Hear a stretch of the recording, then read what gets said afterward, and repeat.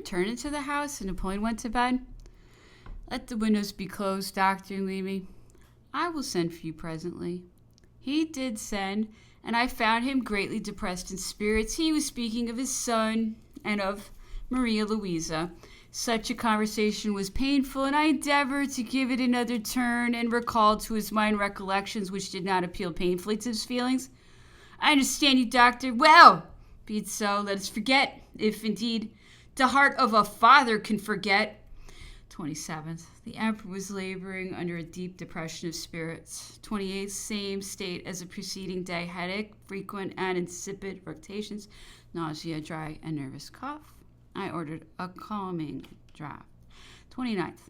The emperor nearly in the same state, and the cough had, however, in a measure subsided. The pulse was low and irregular. 30th. The emperor was much worse.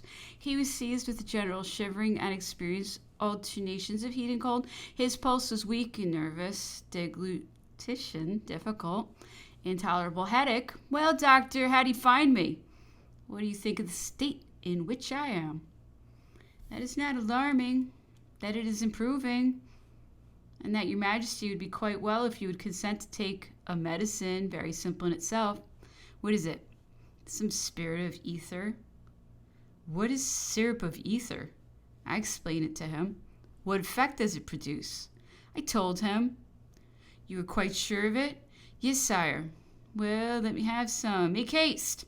I gave him a spoonful of it. He took it and found himself relieved, but the medicine left a taste in his mouth. That was quite enough.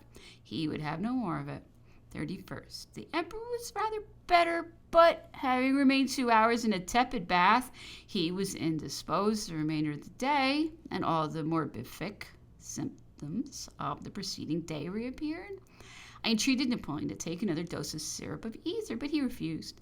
I insisted. He grew impatient and told me it was labor lost. But, sire, the effects are evident. Evident indeed.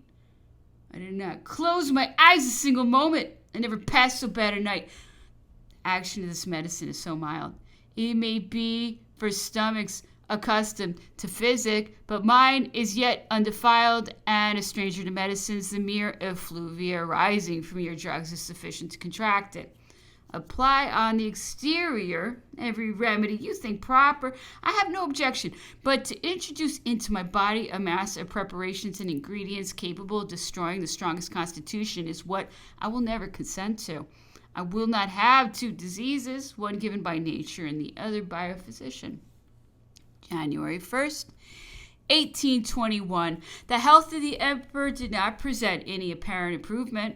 Second, I saw Napoleon at 8 o'clock a.m. and found him a little better. He was in bed, and wishing to give a little air to the room, I opened the window, in doing which it slipped from my hand. I sought to seize it, wounded myself, and the blood began to flow. The emperor saw it and jumped out of bed.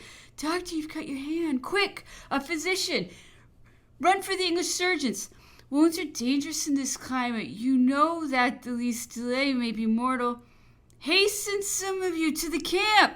The wound was indeed serious enough. The tendons, extensors of the 3 last fingers were almost severed, but I felt so affected and confused in seeing the anxiety manifested by Napoleon that I thought much more of quieting his apprehensions than of dressing my own wound. This I, however, did. I had to suffer fever and a general sensation of indisposition, and after 3 or 4 days' confinement, found myself again able to attend the emperor, who had been unremitting in demonstrations of interest and solicitude. 5th. The emperor had been for the last 3 days in the same situation, neither better nor worse.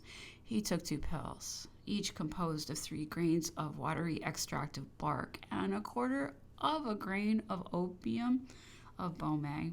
6th. The pulse was more favorable, and the emperor found himself better and ate with appetite. State of extreme costiveness. 7th. The patient passed a tolerable night. At daybreak, took an enema which afforded relief. Pulse low and nervous heaviness in the abdomen. General agitation. I prescribed 4 tonic pills, 2 at night and 2 in the morning. 8th. The emperor took the tonic pills, but his health did not improve. 9th. Same state as yesterday. The emperor only took 2 tonic pills. 10th. I presented the pills to the emperor, but he refused to take them anymore. The effect they produce is so evident, said he, that it is not worthwhile to continue them. Put them by. I have a superabundance of health since I have taken them. If I must die, I wish to die of disease. I was going to answer, but he resumed, I know you will tell me that time is necessary and it's always safe to appeal to time, but were tonic pills known to Hippocrates or Galen? Had they tried their marvelous virtues? Doctor, life is a mystery which you vainly endeavor to penetrate. You see no more in it than they did, and they saw no more than you do. Let us cease to grope our way blindfolded and trust in nature. That is much better. 14th. The emperor was better. He ate with appetite and rode out in the calash in the park. 22nd. Napoleon's health had evidently improved since the 14th. His strength and appetite returned, and he continued to take exercise in the garden in the park. I often attempted to induce him to take some medicine to complete his cure, but I never could succeed. The devil take your medicine, said he at last. I have already told you 100 times that they would not do for me. I know my disease and my constitution better than you and all the physicians in the world. If I can perspire and the wounds in my thigh open anew, I'm cured. Yes, doctor, give me strength to go 3 or 4 leagues on horseback without stopping, and to continue the same exercise during 15 or 20 successive days, and you will see what health I shall enjoy. Suppose that instead of being Napoleon, I was one of the poor devils of this island, and that by dint of thrashing and horse-whipping about the legs, I was forced to run about and work like them. Should I not be well again? Should I not perspire considerably? Would not the equilibrium be soon restored? Should I not recover my health? The more he spoke, the more he exalted his idea of the extraordinary power of the human will. You seem not to believe me, doctor, but tell me, if I were at this moment in presence of a lion, a tiger, or a bear, and I had no other means of escape than flight, do you think that my strength would not suddenly return, that my legs would not obey the impulse of my will, and my nerves would not answer the appeal of nature to save me from danger? At this very moment, whilst I'm speaking to you, I feel in me something that electrifies me and induces me to believe that the machine would still act in obedience to my sensations and to my will. And is that not a stimulus fully equal to the fear of horsewhipping? Well, what do you think about it now, Dottoraccio de Capocorso? Continued he, pulling my ears. Come, am I not right? I replied that his remedies might be excellent, but that they were capable of killing the strongest men, and that, as they were not to be found in the pharmacopoeia, I could not recommend them to him. The emperor laughed, and then began to argue respecting his disease and the treatment proper to be used for it. I am certain, said he, that to commit an excess would restore the equilibrium in my frame.